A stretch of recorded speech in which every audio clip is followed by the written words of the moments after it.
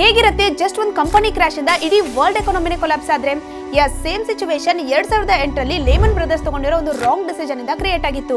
Layman Brothers investment bank 1906ರಲ್ಲಿ start ಆಯಿತು. ಇವರು ಕಂಪನೀಸ್ಗೆ IPO ಲಾಂಚ್ ಮಾಡ್ಲಿಕ್ಕೆ ಅಂಡ್ ಫಂಡಿಂಗ್ ರೇಸ್ ಮಾಡ್ಲಿಕ್ಕೆ ಹೆಲ್ಪ್ ಮಾಡ್ತಿದ್ರು. ಮತ್ತೆ ಮಾರ್ಗೇಜ್ ಸೆಕ್ಯೂರಿಟಿ ಲೋನ್ಸ್ ನ ಬಂಡಲ್ ಮಾಡಿ ಇನ್ವೆಸ್ಟರ್ಸ್ ಸೆಲ್ ಮಾಡ್ತಾ ಇದ್ರು.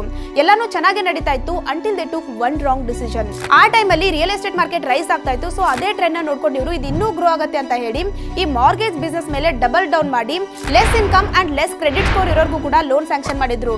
ಬಿಕಾಸ್ ಥಾಟ್ ಈ ಲೋನ್ ತಗೊಂಡಿರೋರು ಏನಾದ್ರು ಡಿಫಾಲ್ಟ್ ಮಾಡಿದ್ರೆ ರಿಯಲ್ ಎಸ್ಟೇಟ್ ಬೂಮ್ ಇಂದ ಅವ್ರ ಮನೆಗಳ ಪ್ರೈಸ್ ಜಾಸ್ತಿ ಆಗಿರುತ್ತೆ. ಸೊ ಅವುಗಳನ್ನ ಜಾಸ್ತಿ ಪ್ರೈಸ್ ಮಾರಾಟ ಮಾಡಿ ಈ ಒಂದು ಅಮೌಂಟ್ ನ ರಿಕವರ್ ಮಾಡಬಹುದು ಅಂತ. ಬಟ್ ಇದೇ ಒಂದು ನಿರ್ಧಾರ ಅವ್ರ ಲೈಫ್ ಅಲ್ಲೇ ವರ್ಸ್ಟ್ ಡಿಸಿಷನ್ ಕನ್ವರ್ಟ್ ಆಗುತ್ತೆ. ಯಾಕಂದ್ರೆ 2006-07 ರಿಯಲ್ ಎಸ್ಟೇಟ್ ಗ್ರೋತ್ ಡಿಕ್ಲೈನ್ ಆಗ್ತಾ ಬಂತು. ಸೊ ಆಮೇಲೆ ಅವರು ಈ ಲೋನ್ ಡಿಫಾಲ್ಟ್ ಮಾಡಿದವ್ರ ಅಮೌಂಟ್ ನ ರಿಕವರ್ ಮಾಡಕ್ ಹೋದ್ರೆ ಅವ್ರ ಮನೆಗಳ ಪ್ರೈಸ್ ಎಲ್ಲ ಇವ್ರು ಕೊಟ್ಟಿರೋ ಲೋನ್ ಗಿಂತ ತುಂಬಾನೇ ಕಮ್ಮಿ ಆಗ್ಬಿಟ್ಟಿತ್ತು.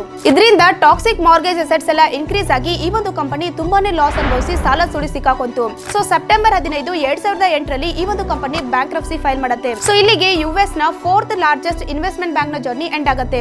ಇದರಿಂದಾಗಿ ಎಷ್ಟೋ banks, financial institutes and stock market ಮೇಲೆ ಎಫೆಕ್ಟ್ ಆಗಿ ಗ್ಲೋಬಲ್ ಫೈನಾನ್ಷಿಯಲ್ ಕ್ರೈಸಿಸ್ ಉಂಟಾಗುತ್ತೆ.